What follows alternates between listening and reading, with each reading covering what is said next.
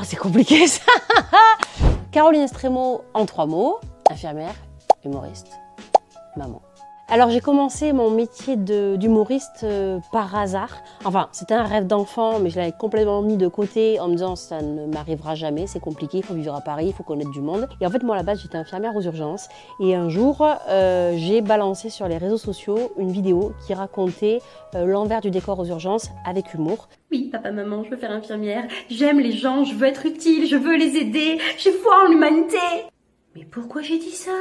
Cette vidéo a buzzé et du coup, on m'a proposé d'écrire un spectacle sur les infirmières. Comme je suis agréable, j'ai validé, j'ai fait ok, d'accord, je l'ai fait. Et en fait, j'ai écrit un spectacle sur les infirmières qui a marché. Et puis de fil en aiguille, les salles se sont remplies, j'ai fait de plus en plus de salles. Et un jour, je me suis dit, je me lance et je deviens humoriste et je mets infirmière en pause. Un moment marquant de ma carrière, je dirais que c'était mon plus grand bide. Mais vraiment, j'ai commencé sur un plateau d'humoristes, il y avait plusieurs humoristes, devant 300 personnes. Et écoutez-moi bien, chaque passage a été un succès. Quand moi je suis passée pendant 10 minutes, ça a été un calme, mais plat.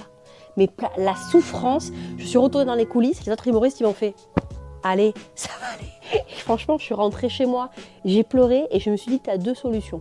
Soit t'arrêtes, parce que clairement c'est pas ta place, soit tu te dis les échecs ça fait partie du process et tu prends la rage qu'il y a en toi et tu vas tout faire pour leur montrer que tu es dans le game. Et j'ai rien lâché, donc ça a été un moment important pour moi de me dire que l'humour, ça se travaille, c'est pas comme ça, que chaque public est différent. Et effectivement, 1 an plus tard, je me suis retrouvée devant mon public, 300 personnes, c'était complet et j'ai cartonné. Comme quoi, jamais rien lâché. J'en ai plusieurs, bien sûr Florence, Flo pour les intimes, Flo Foresti bien sûr, elle qui m'a toujours inspirée. Et après il y en a d'autres forcément, j'aime beaucoup Roman Fressinet. Je pense que mon chouchou du moment c'est clairement Panayotis Pasco.